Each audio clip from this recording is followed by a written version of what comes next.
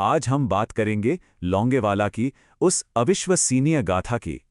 120 सिर्फ 120 जवान और उनका सामना करने के लिए सामने खड़े थे 2000 से भी ज्यादा दुश्मन। पीछे से कोई मदद आने वाली नहीं थी, बचने का कोई रास्ता नहीं था। असल में हुक्म तो ये था कि पोस्ट छोड़कर पीछे हट जाओ, लेकिन उन्होंने वो हुक्म मानने से साफ इनकार कर दिया। तो चलिए चलते हैं साल 1971 में। भारत पाकिस्तान युद्ध छिड़ चुका था और कहानी का केंद्र है राजस्थान के तपते रेगिस्तान में एक बहुत ही छोटी सी अकेली सी चौकी, जिसका नाम था लोंगेवाला। यहीं पर एक ऐसी जंग लड़ी गई जिसे आज भी लोग नामुमकिन मानते हैं। हम जरा ताकत का अंदाजा लगाइए। एक तरफ भारत के सिर्फ 120 जवान और उनके पास क्या था? एक भी टैंक नहीं, जीरो। और दूसरी तरफ पाकिस्तान के 2000 से ज्यादा सैनिक और साथ में 45 से भी ज्यादा टैंक और न जाने कितने भारी हथियार। मतलब इसे लड़ाई कहना भी शायद गलत होगा, ये तो एक तरफा कत्लेआम की पूरी तैयारी थी। इस छोटी सी टुकड़ी को लीड कर रहे थे मेजर कुलदीप सिंह चांदपुरी, और उनके सामने एक ऐसा फैसला था जो किसी भी कमांडर की जिंदगी का सबसे मुश्किल फैसला हो सकता है। देखिए, ऊपर से तो साफ हुक्म था कि पोस्ट खाली करो और अपने जवानों के साथ पीछे हट जाओ, उनकी जान बचाओ। लेकिन एक और रास्ता भी था, और वो था वहीं डटकर उस नामुमकिन सी दिखने वाली जंग को लड़ना।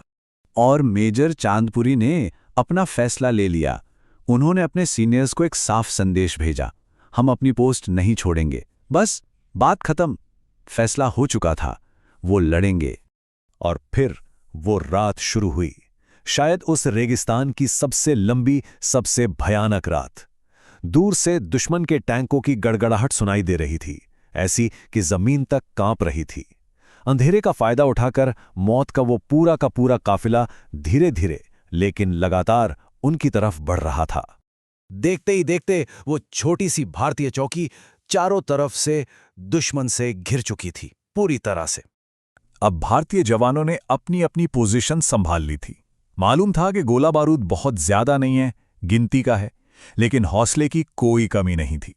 यहां हर एक गोली कीमती थी और हर निशाना सिर्फ और सिर्फ दुश्मन के टैंकों पर साधा जा रहा था।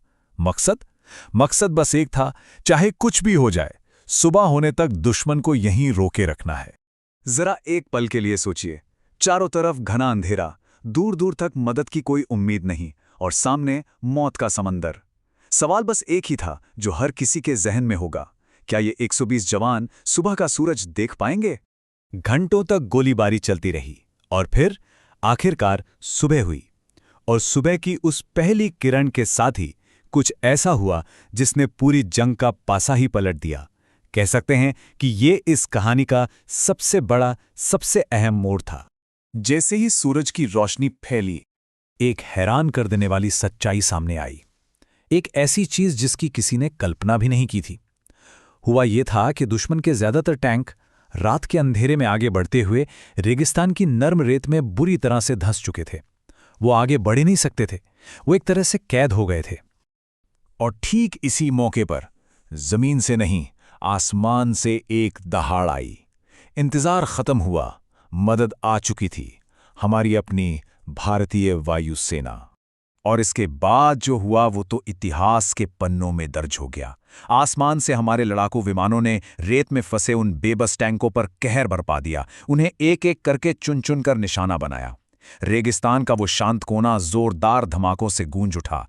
सोचिए, कुछ घंटे पहले जो लड़ाई एक तयशुदा हार लग रही थी, अब वो एक ऐसी शानदार जीत में बदल चुकी थी जिसकी मिसाल दी जाती है।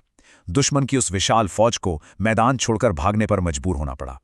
तो लोंगेवाला की ये जंग सिर्फ एक सैनिक जीत नहीं थी, ये एक मिसाल बन गई।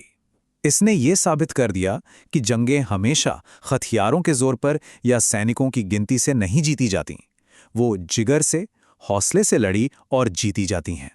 ये वो अमर गाथा है जो आने वाली पीढ़ियों को हमेशा सुनाई जाएगी।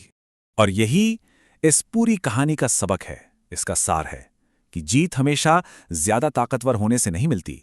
कभी-कभी जीत उस एक फैसले से मिलती है जब कोई मुश्किल से मुश्किल हालात में भी पीछे हटने से इनकार कर देता है। और उस रात लोंगेवाला की उस पोस्ट पर हिंदुस्तान पीछे नहीं हटा था।